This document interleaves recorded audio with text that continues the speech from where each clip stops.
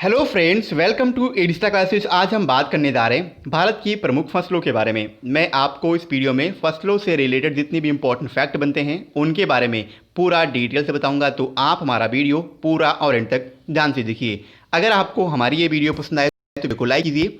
आपके पास जितने भी एजुकेशनल ग्रुप हैं आप उस ग्रुप में हमारे वीडियो को शेयर भी कीजिए और साथ ही हमारे चैनल एडिस्टा क्लास को सब्सक्राइब कीजिए। चलिए स्टार्ट करते हैं आज का अपना सेशन। और आज का हमारा सेशन है इंडियन ज्योग्राफी, जिसमें हम बात करेंगे भारत की प्रमुख फसलों के बारे में। सबसे पहले मौसम के आधार पर भारत में फसलों को 3 प्रकार से विभाजित किया जाता है। कौन कौन से प्रकार हैं? सबसे पहला है खरीफ की फसलें, दूसरी रबी की फसलें और तीसरी जायद की फसलें। जैसे कि आप जानते हैं भारत में 3 प्रकार की ऋतुएं पाई जाती हैं, खरीफ ऋतु, रबी ऋतु और जायद ऋतु। और इन तीनों ऋतुओं में अलग अलग प्रकार से भारत में फसलें बोई जाती हैं। चलिए सबसे पहले हम बात करेंगे खरीफ की फसल के बारे में।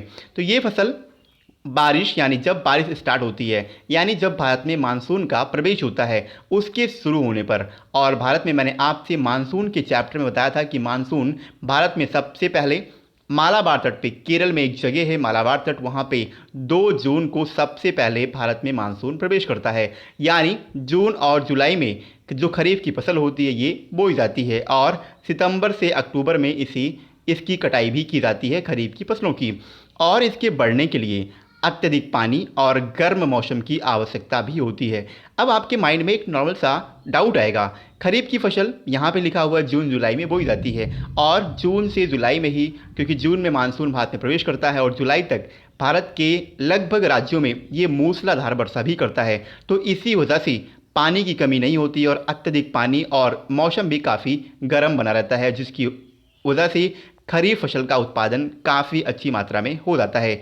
अब हम बात करेंगे कुछ ऐसी खरीफ फसलों के बारे में। देखिए आप उदाहरण जैसे चावल, ज्वार, बाजरा, मक्का, कपास, मूंगफली, जूट, गन्ना, हल्दी, दालें इत्यादि खरीफ फसलों की मुख्य फसल हैं। इनके बारे में हम अभी थोड़ी देर बाद डिटेल में बात करेंगे। फिलहाल हम थोड़ा मोटा मोटा यहाँ पे देख लेते हैं। आगे बात करते हैं रबी की फसल के बारे में। तो ये फसल अक्टूबर से नवंबर में बोई जाती है और अप्रैल से मई के बीच में इसे काटा जाता है। इसकी वृद्धि परिपक्वता के लिए, यानी इसकी वृद्धि और इसे पकने के लिए ठंडी जलवायु और इसके बीज के अंकुरण के लिए गर्म जलवायु की आवश्यकता होती है। अब इसकी कुछ प्रमुख फसलों के बारे में देखते हैं। तो जैसे गेहूं हो गया, ओट, ग्राम, मटर, जौ, आलू, टमाटर, प्याज, तेल के बीज जैसे रैपिशिड, सूरजमुखी और तिल यानी सरसों इत्यादि कुछ ऐसी रबी की ये प्रमुख फसलें हैं। अब हम बात करते हैं जायद की प्रमुख फसलों के बारे में। तो जायद की फसल, इसे रबी और खरीफ फसल के मौसम के बीच में, यानी लगभग मार्च से लेकर जून के बीच में बोया जाता है। आपको याद रखना है जायद की जो फसल होती है काफ़ी जल्दी तैयार होती है, ये भी आपको याद रखना है। इसके कुछ फसलों में जैसे ककड़ी हो गया, लौकी हो गया, कद्दू, आगे तरबूज, कस्तूरी, मूंग दाल, ये सब जायद की कुछ प्रमुख फसलें हैं। आइए कुछ फैक्ट के बारे में बात करते हैं। भारत में लगभग हर प्रकार की फसलें होती हैं। क्या आप सोच सकते हैं क्यों भारत में हर प्रकार की फसलें क्यों पाई जाती हैं? यदि हम कश्मीर से कन्याकुमारी यानी उत्तर से लेकर के दक्षिण से और गुजरात के पश्चिमी तट से लेकर के अरुणाचल प्रदेश के उत्तर पूर्वी भागों को ध्यान में रखें तो यहाँ सैकड़ों प्रकार की फसलें मिलती हैं। यानी भारत में सैकड़ों प्रकार की फसलें पाई जाती हैं और इन सभी प्रकार की फसलों को 4 वर्ग में बांटा भी गया है। अब ये कौन कौन से 4 वर्ग हैं, यानी जिन्हें हम फसलों की श्रेणी में विभाजित करते हैं। देश में प्रमुख फसलों को उनके उपयोग के आधार पर 4 मुख्य श्रेणी में विभाजित किया जा सकता है। अब आइए देखते हैं भारत में ये कौन कौन सी 4 प्रकार की फसलें विभाजित की, यानी कौन कौन से वर्ग में 4 प्रकार की कौन कौन सी फसलें हैं। सबसे पहले बात करेंगे खाद्य फसलों की। खाद्य फसलें यानी ऐसी फसल जो खाई जानी, यानी जो खाने के पर्पज से उगाई जाती हैं, जैसे गेहूं हो गया, मक्का, चावल, बाजरा और दलहन, ये खाद्य फसलें होती हैं, यानी इन्हें हम खाद्यान्न फसलें भी कहते हैं। अगली है नकदी फसलें। नकदी फसलें यानी जिनकी पैदावारी तो की जाती है लेकिन इनकी पैदावारी अपने उपभोग के लिए ना इसे करके आपको क्या रखना है, आपने देखा होगा बड़ी बड़ी जो औद्योगिक कंपनियां होती हैं उसमें कच्चे माल की ज़रूरत पड़ती है। तो जो कच्चे माल आते हैं उन कच्चे मालों को हम नकदी फसलें कहते हैं। नकदी फसलों का जो उत्पादन होता है वो कच्चे मालों के रूप में होता है। और नकदी फसलें जो होती हैं ये उपभोग के लिए नहीं होती हैं, ये औद्योगिक कंपनियों में जाके वहाँ पे इन नकदी फसलों से किन्हीं दूसरे प्रोडक्ट का निर्माण किया जाता है। जैसे गन्ना हो गया, गन्ने से चीनी बनती है, तंबाकू, इसके अलावा कपास, जूट, इन सब से रेशे बनते हैं जिनसे सूती कपड़ों का निर्माण भी किया जाता है। और जैसे तिलहन हो गया। इनके अलावा अगला है वृक्षारोपण फसलें। वृक्षारोपण फसलें जैसे कॉफ़ी हो गया, नारियल, चाय और रबड़। और चौथा है बागवानी फसलें। बागवानी फसलों में फल और सब्जियों को निम्न रूप से इसमें रखा गया है। आगे कुछ और फैक्ट के बारे में देखते हैं। अब हम भारत में प्रमुख फसलों को विस्तार से देखते हैं। सबसे पहले देखते हैं चावल को। चावल चावल एक उष्णकटिबंधीय फसल है जिसे लगभग पूरे वर्ष उगाया जा सकता है। यानी 12 के 12 महीने चावल को उगाया जा सकता है। और चावल एक उष्णकटिबंधीय फसल है। कल के लेक्चर में मैंने आपको बताया था, कल के लेक्चर में चावल के बारे में मैंने आपको ये फैक्ट बताया था कि विषुवत रेखा के आसपास के जितने भी क्षेत्र हैं, यानी विषुवत रेखा के आसपास के जितने भी देश हैं, उनमें चावल का उत्पादन सबसे अधिक मात्रा में होता है। क्यों, इसके बारे में कल मैंने आपको बताया था। आप उस वीडियो को देख करके नीचे इस क्वेश्चन का आंसर दीजिए कि चावल का उत्पादन विषुवत रेखा के आसपास के देशों में सबसे अधिक यानी सर्वाधिक क्यों होता है। इसके बारे में आप नीचे कमेंट बॉक्स में बताइए। चलिए आगे देखते हैं। ये सिंचाई के लिए यानी चावल सिंचाई के लिए वायुमंडलीय नमी और वर्षा पर निर्भर भी रहता है। इसीलिए चावल का यानी चावल को हम धान कहते हैं, क्योंकि धान को पीस कर ही चावल बनाया जाता है। और धान की जो रोपाई होती है वो लगभग जून से जुलाई के महीने में होती है, क्योंकि तब तक मानसून भारत में प्रवेश कर जाता है। और मानसून के प्रवेश करने से भारत में खूब मूसलाधार वर्षा होती है। और यहाँ पे साफ साफ लिखा हुआ है कि चावल को वर्षा यानी चावल जो होता है वर्षा पर काफ़ी डिपेंड रहता है। यानी चावल के उत्पादन के लिए वर्षा की मात्रा काफ़ी अधिक होनी चाहिए। भारत दुनिया में चावल का दूसरा सबसे बड़ा उत्पादक देश भी है, ये भी आपको याद रखना है, ये फैक्ट है। भारत में चावल की खेती के लिए दुनिया में सबसे बड़ा क्षेत्र है। चावल की गेहूं की तुलना में उत्पादकता काफ़ी कम है। यानी चावल का जो उत्पादन होता है वो गेहूं के उत्पादन में काफ़ी कम है। ऐसा क्यों? क्योंकि भारत में हरित क्रांति, इसके बारे में कल मैंने आपको बताया, हरित क्रांति ने मुख्य रूप से गेहूं उत्पादन को बढ़ावा दिया है। हरित क्रांति, इसका मुख्य जो उद्देश्य था वो गेहूं उत्पादन को बढ़ावा देना था। और इसी वजह से चावल का जो उत्पादन है वो गेहूं की तुलना में काफ़ी कम भी है। इसके अलावा पारंपरिक चावल के खेतों को धान के खेतों के रूप में जाना जाता है। और इसके शुरुआती चरणों में 10 से 12 सेंटीमीटर गहरे पानी से सिंचाई की आवश्यकता भी होती है। अगर आपने अपने आसपास के ग्रामीण क्षेत्रों में देखा होगा जहाँ पे धान की रोपाई की जाती है, वहाँ पे आपने देखा होगा कि जो खेत बनाए जाते हैं सबसे पहले उसमें बेरन डाला जाता है। और जब वो बेरन लगभग 2 से 3 सेंटीमीटर की छोटे छोटे अंकुरित होकर के छोटी छोटी धान का रूप लेते हैं, तो उनको या उस खेत से उखाड़ करके और उसके बाद दूसरे खेतों में जहाँ पे पानी भरा जाता है उस खेतों में उसकी रोपाई की जाती है, जहाँ पे पानी की मात्रा काफ़ी अधिक होती है। गेहूँ ये भारत में दूसरी सबसे महत्वपूर्ण खाद्य फसल है और ये रबी की फसल है, ये भी आपको याद रखना है। रबी की फसल, इसके बारे में मैंने आपको बताया, इसे अक्टूबर से नवंबर में बोया जाता है, जबकि अप्रैल से मई में रबी की फसलों को काटा जाता है।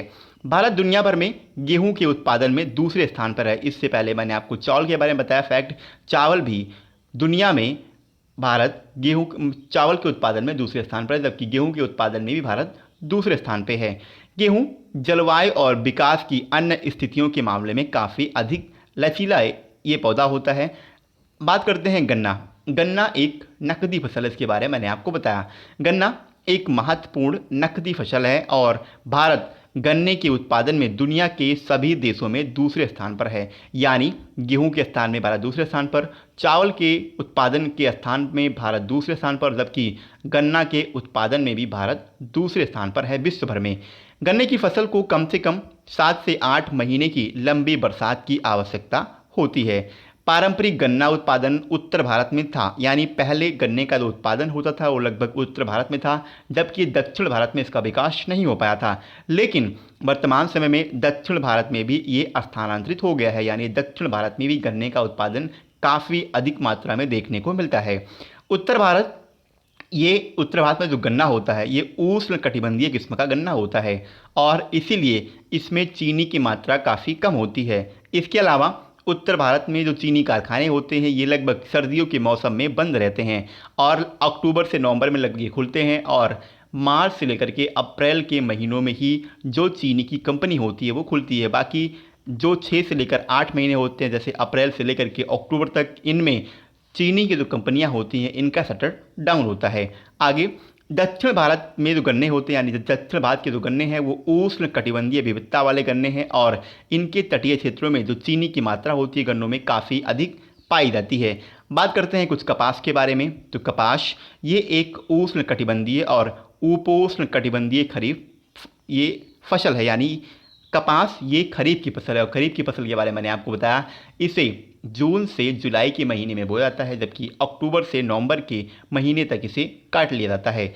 ये एक फाइबर फसल है, इसे व्हाइट गोल्ड के नाम से भी जाना जाता है। ये आपके एग्जाम के पॉइंट ऑफ व्यू से काफ़ी इंपॉर्टेंट फैक्ट है, कपास को व्हाइट गोल्ड के नाम से भी जाना जाता है। भारत दुनिया भर में कपास के उत्पादन में तीसरे स्थान पर है। इससे पहले गन्ना की बात आई थी, गेहूं की बात आई थी और चावल की बात आई थी। तो चावल, गेहूं और गन्ने के उत्पादन में भारत दूसरे स्थान पर था जबकि कपास के उत्पादन में भारत तीसरे स्थान पर है।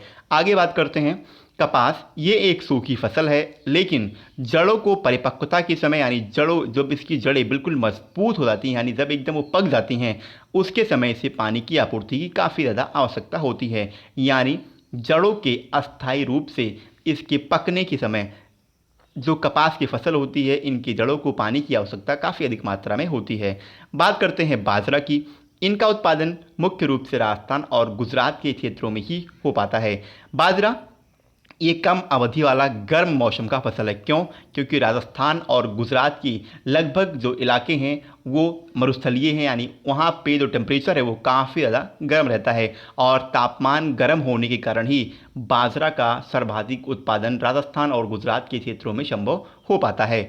ये मोटे अनाज की फसल है और इसे भोजन और चारा दोनों के लिए उपयोग किया जाता है। ये मई अगस्त में बोया जाता है, यानी मई से लेकर के अगस्त के बीच में बाजरा को बोया जाता है जबकि अक्टूबर से नवंबर में इसे काट लिया जाता है।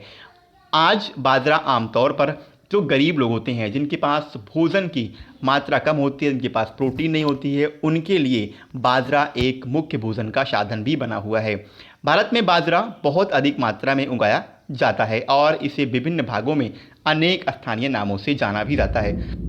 कौन कौन से स्थानीय नाम हैं इनके बारे में जानते हैं। जैसे ज्वार हो गया, बाजरा हो गया, रागी हो गया, कोरा, कोटो कुटकी, राका, बाउटी, राजगीरा, ये कुछ बाजरा के स्थानीय उपनाम भी हैं। भारत में ज्वार, बाजरा और रागी बड़े क्षेत्र पर उगाया जाता है लेकिन दुर्भाग्य ये है कि इन फसलों के अंतर्गत जो क्षेत्र होते हैं उनमें काफ़ी तीव्रता से कमी देखने को अभी हाल ही में दर्ज की गई है। बात करते हैं जूट के बारे में। जूट ये एक उष्ण कटिबंधीय पौधा है जिसमें गर्म और आर्द्र जलवायु की आवश्यकता होती है। ये खेती और उपभोग यानी उपयोग के संदर्भ में सबसे महत्वपूर्ण प्राकृतिक फाइबरों में से एक है। इससे पहले मैंने आपको बताया कपास वो भी एक इम्पोर्टेंट नेचुरल फाइबर है। दुनिया के लगभग 85% जूट की खेती गंगा के डेल्टा में की जाती है, ये भी आपको याद रखना है। लगभग दुनिया में जितने भी जूट का उत्पादन होता है उनमें से 85% जूट की जो उत्पादन होता है वो गंगा के डेल्टा में ही होता है और गंगा का डेल्टा ये पश्चिम बंगाल और बांग्लादेश में मुख्य रूप से स्थित है। बात करते हैं चाय की। चाय ये एक सदाबहार पौधा है जो मुख्य रूप से उष्ण कटिबंधीय और उपोष्ण कटिबंधीय जलवायु में बढ़ता है। चाय ये एक श्रमिक गहन फसल है और चाय में 50% मजदूर महिलाएं भी होती है। आपको याद रखना, यानी कुल जितने भी श्रमिक होते हैं उनका आधा फीसद लगभग 50% इसमें महिलाओं का भी योगदान होता है। ये हल्की छाया के नीचे तेज़ी से बढ़ता है, यानी इसका जो उत्पादन होता है वो हल्की छाया में होता है। भारत में ब्रिटिश काल से चाय की व्यावसायिक खेती शुरू हुई है। भारत दुनिया का दूसरा सबसे बड़ा उत्पादक लेकिन भारत चाय का सबसे बड़ा उपभोक्ता है, ये आपको याद रखना है। यानी भारत में दुनिया के कंपेयर में चाय का उत्पादन के मामले में भारत दूसरे नंबर पे है लेकिन उपभोक्ता यानी खर्च के मामले में भारत चाय में सर्वप्रथम यानी प्रथम नंबर पर है। आगे बढ़ते हैं। चाय के पौधों को उच्च वर्षा की आवश्यकता होती है, लेकिन इसकी जो जड़ें होती हैं उनमें जल का जो जमाव होता है वो जल का जमाव नहीं होना चाहिए, यानी इनकी जड़ें जल का जमाव सहन नहीं कर पाती है। इसलिए आपने देखा होगा मुख्यतः ढलानी क्षेत्रों में ही चाय के पौधों का उत्पादन किया जाता है। आइए बात करते हैं कॉफ़ी की। कॉफ़ी को छाया में उगाया जाता है। इसे आमतौर पर शेड के दो स्तरों के साथ बनाया भी जाता है। अब इनमें दो कैटेगरी होती हैं, कौन कौन सी? एक होती है अरेबिका, काफ़ी इंपॉर्टेंट है, जिसे हम प्रीमियर कॉफ़ी भी जानते हैं। अरेबिका के लिए समुद्र तल से 1000 से 1500 मीटर ऊपर। और एक होती है रोबस्टा, एक मैंने बोला होती है अरेबिका, दूसरी होती है रोबस्टा। रोबस्टा ये कम गुणवत्ता वाली होती है। इसके लिए 500 से 1000 मीटर के बीच कॉफ़ी की रेंज की ऊंचाई होनी चाहिए। दोनों किस्मों को अच्छी तरह से सूखे मिट्टी की स्थिति में लगाया जाता है, जो समृद्ध कार्बनिक पदार्थों का पक्ष भी लेते हैं। कॉफ़ी का रोपण पहाड़ी ढलान के साथ किया जाता है। अरेबिका की ढालें ये कम से माध्यम होती है, यानी कम से मीडियम, लो से, जैसे ये लो हो गया तो लो से मीडियम की तरफ जाती हैं जो अरेबिका कॉफ़ी होती हैं इनकी ढलानें। लेकिन जो रोबस्टा होती हैं इनकी कम से यानी लो से हाई की तरफ इनकी ढलानें का विस्तार रहता है, ये आपको याद रखना है। बात करते हैं दलहन के बारे में। दलहन में अनेक फसलों को रखा जाता है, कौन कौन सी? जैसे ये भारत के शाकाहारी लोगों के लिए अमूल्य प्रोटीन प्रदान करते हैं। मांस और मछली खाने वालों की तुलना में शाकाहारियों को प्रोटीन प्राप्ति के स्रोत कम हैं। ये पशुओं के लिए चारा और अनाज का प्रमुख स्रोत भी हैं। इसके अतिरिक्त ये फली फसलें वायुमंडलीय नाइट्रोजन को मिट्टी में यौगिकीकृत भी करती हैं। सामान्यतः अन्य फसलों से आवर्तित करके मृदा होती है उसकी उर्वरता को ये बनाए भी रखती हैं। इसके अलावा भारत में विभिन्न प्रकार के दलहन भी पाए जाते हैं, कौन कौन सी? जैसे चना, तूर को हम अरहर भी कहते हैं, उड़द, मूंग, मसूर, कुल्फ़ी, मटर, ये आदि दलहन की कुछ प्रजातियां हैं। परंतु इन सभी में चना और तूर यानी अरहर ये सबसे ज़्यादा महत्वपूर्ण हैं। चना ये सभी दालों में सबसे महत्वपूर्ण है और कुल दलहनों के उत्पादन का लगभग 37% भाग चने से आता है, जबकि चना दालों के कुल क्षेत्रफल का 30% पर चना होता है। ये रबी की फसल है। रबी की फसल के बारे में मैंने आपको बताया, जो सितंबर से नवंबर के बीच में बोया जाता है और फरवरी से अप्रैल के बीच में काट लिया जाता है। या तो ये एक एकल फसल के रूप में खेती की जाती है या गेहूं, जौ और अलसी या जो सरसों होते हैं उनके साथ मिलाकर खेतों में, अगर खेतों के क्षेत्रों की मात्रा कम होती है तो इनके साथ ही मिलाकर चने को बोया जाता है। अब हम बात करेंगे कुछ प्रमुख मसालों के बारे में। तो मसाले, आपने सुना होगा मसाले, भारत में जितने भी पहले यूरोपियन व्यापारी आए थे वो मसालों के लिए ही, मसालों के व्यापार करने के उद्देश्य से ही भारत में आए थे। बाद में वो यहाँ पे आके, जैसे डच आए थे, फ्रांसीसी आए थे, अंग्रेज़ आए थे और सबसे पहले पुर्तगाली आए थे। तो ये सबसे पहले भारत में मसालों के व्यापार के पर्पज से ही भारत में आए थे। बाद में इन्होंने यहाँ पे आके अपना आधिपत्य स्थापित कर लिया, अपनी यहाँ पे व्यापारी बस्तियाँ बना ली और भारत पे अधिकार कर लिया। वो एक अलग मुद्दा है, उसके बारे में हम जब मैं आपको इंडियन हिस्ट्री पढ़ाऊंगा तब बताऊंगा। फिलहाल हम यहाँ पे जाने कि भारत प्राचीन काल से अपने मसालों के लिए जाना जाता है। देखते हैं कौन कौन सी कैटेगरियाँ हैं मसालों की। इलायची, ये खुशबू वाली जो मसाले की रानी होती है। देखिए इलायची, इसे खुशबू वाली मसाले की रानी कहते हैं, इसका उपनाम है इलायची का। और ये असम, केरल और तमिलनाडु के राज्यों में मुख्य रूप से पाई जाती है। काली मिर्च, इसे मसालों का राजा कहते हैं और ये मुख्यतः केरल राज्य में ही पाई जाती है। मिर्च की बात करें तो यहाँ आंध्र प्रदेश, महाराष्ट्र, उड़ीसा और राजस्थान, इन 4 राज्यों में मुख्य रूप से पाई जाती है। हल्दी की बात करें तो आंध्र प्रदेश, कर्नाटक और तमिलनाडु में मुख्यतः पाई जाती है। बात करते हैं जायफल की। जायफल ये केरल में मुख्य रूप से पाया जाता है, जबकि आर्किनट ये केरल, कर्नाटक, त्रिपुरा और असम 4 राज्यों में भारत के इसका उत्पादन होता है। नारियल ये केरल, इसके अलावा तमिलनाडु, कर्नाटक और आंध्र प्रदेश, भारत के 4 प्रमुख जो दक्षिण भारत के राज्य हैं इनमें नारियल का उत्पादन काफ़ी अधिक मात्रा में होता है। दालचीनी की बात करें तो इसका उत्पादन मुख्य रूप से केरल में हो सकता है। लौंग की बात करें तो इसका उत्पादन मुख्य रूप से केरल में ही होता है। आगे बात करते हैं अदरक की। अदरक, इसे केरल, मेघालय और सिक्किम इन 3 राज्यों में मुख्यतः इसका उत्पादन किया जाता है। दोस्तों आज के लिए इतना ही। अगर आपको हमारी ये वीडियो पसंद आई हो तो वीडियो को लाइक कीजिए। आपके पास जितने भी एजुकेशनल ग्रुप हैं आप उस ग्रुप में हमारे वीडियो को शेयर कीजिए और साथ ही हमारे चैनल एडिस्टा क्लास को सब्सक्राइब कीजिए। आज के लिए इतना ही। देखिए इसके अलावा इंडियन ज्योग्राफी हमारी चल रही है और इंडियन ज्योग्राफी हमारे एंड तक पहुँच चुकी है। इंडियन ज्योग्राफी को हम बहुत जल्दी कवर करने वाले हैं। आपने देखा होगा लगभग 17 से 18 लेक्चर अभी तक आ चुके हैं, जिसके लेक्चर हमारे प्लेलिस्ट में अवेलेबल हैं। तो आप उस प्लेलिस्ट के हमारे इंडियन ज्योग्राफी की प्लेलिस्ट में आप जाके वहाँ पर भारत भूगोल की सभी जितने भी वीडियो हैं वो फैक्ट के साथ और सारे इंपॉर्टेंट फैक्ट के साथ वहाँ पे डिस्कस किए गए हैं। तो आप उस वीडियो को ज़रूर देखिए। साथ ही हमारे चैनल को अगर आपने अभी तक सब्सक्राइब नहीं किया है तो आप चैनल को सब्सक्राइब कीजिए और साथ ही बेल आइकन को प्रेस कीजिए, जिससे कि हमारी लेटेस्ट वीडियोज़ की नोटिफिकेशन आप तक आसानी से पहुँच सके। तो आज के लिए इतना ही। वीडियो पसंद आई हो तो वीडियो को लाइक कीजिए। जय हिंद।